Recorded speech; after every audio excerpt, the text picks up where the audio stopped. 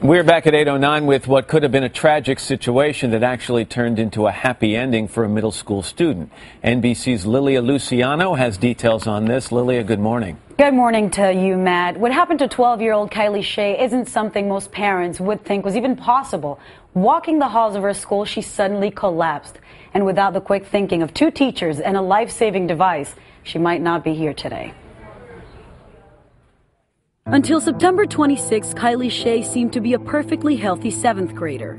But as she walked the halls of Moss Middle School in a Dallas suburb, she suddenly felt short of breath. I sat down and I fell over, and then I don't remember anything from that. Kylie collapsed to the ground and passed out, as seen on this surveillance footage. Her frightened classmates alerted gym teacher Kristen Goodgen, who rushed to find Kylie wasn't breathing and was turning blue. The 12-year-old's heart had stopped. Right away, I knew I had to get help. Fellow gym teacher Brent Reese arrived and immediately started CPR. Goodgen rushed to grab an automatic external defibrillator, a device used in dire medical emergencies to jumpstart the heart. In the video, both teachers are seen desperately trying to save young Kylie.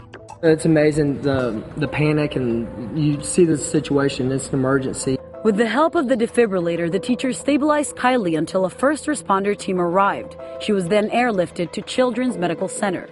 If it wasn't for this machine and for what they did, our daughter still may be with her today, but she wouldn't be the Kylie we know. Doctors determined Kylie had an undetected heart condition and implanted her with a pacemaker. They say her survival is nothing short of a miracle. Survival from somebody who collapses outside the hospital for a child is around 3%. Not very many.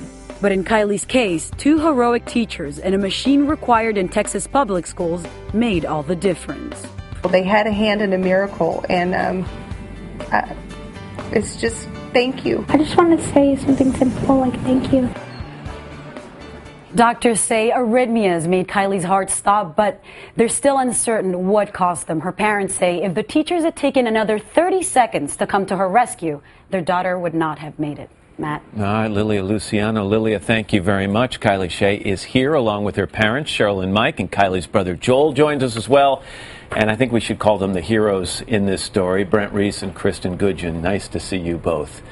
How are you feeling, first of all?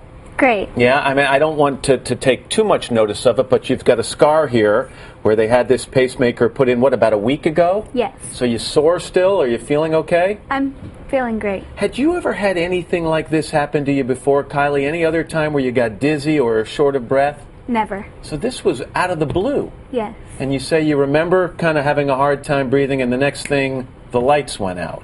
And you don't remember anything after that until when? The helicopter ride. You woke up in the helicopter ride. Mm-hmm. And by that time, these two had already done what they did so well. Before I talk to them, Mom and Dad, I mean, you look at this videotape that we're watching right now. You weren't there. You were away at home or at work. And this is happening to your daughter. How does it make you feel? It's just so, it was such a shock because she had never had any problems before, had been cleared with a physical to take her strength and conditioning class, and we don't have any family history. But that she fell into the care of these people so quickly is just extraordinary. So Kristen, you're the first one who comes after yes. Kylie passed out, and by the way, trained in CPR, right? Yes, sir. How important is that? Oh, extremely important. We get trained every 2 years, and that literally is what we feel back on. You know, it kept us calm. We had something to go back on to know what to do. But you realized pretty quickly this wasn't just a case of a child passing out. Right away. Right away. As soon as I walked up, she was having a little bit of convulsion, and within 5 to 10 seconds, she was out. And she started to turn blue. Yes. She wasn't getting oxygen. Brent, by the time you got there, you also trained in CPR. Yes, sir. Did the training just kick in? It did. You know, when I saw Kylie on the floor, just a million things are going through your head, and you just kind of go into shell shock, and you just kind of reboot. And we went back to the training. But it's not the same as working with that little Rasasa Annie doll or what. This is a real person. Mm-hmm. You've got to start. Your heartbeat must have been going a mile a minute. Absolutely. Every time I would do an evaluation, I wasn't sure I was wanting to hear. And then you get out, you got that AED, the automatic external defibrillator, and that thing, once you get it on, it kind of walks you through and talks you through the procedure, right? Yes, it does. It talked us through it, and one of the craziest things is it told us to shock, and we both looked at each other in shock, like, is this really what we need to do right now? Because it was evaluating based on the signals it was getting from Kylie, or not getting. Yes. It was evaluating her situation. Right. And so you got nervous when you applied that first shock that if her heart was actually beating, you could kill her.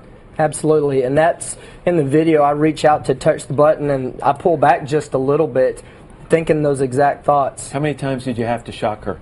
Twice. And on the second time, did you notice immediate improvement? Or Definitely.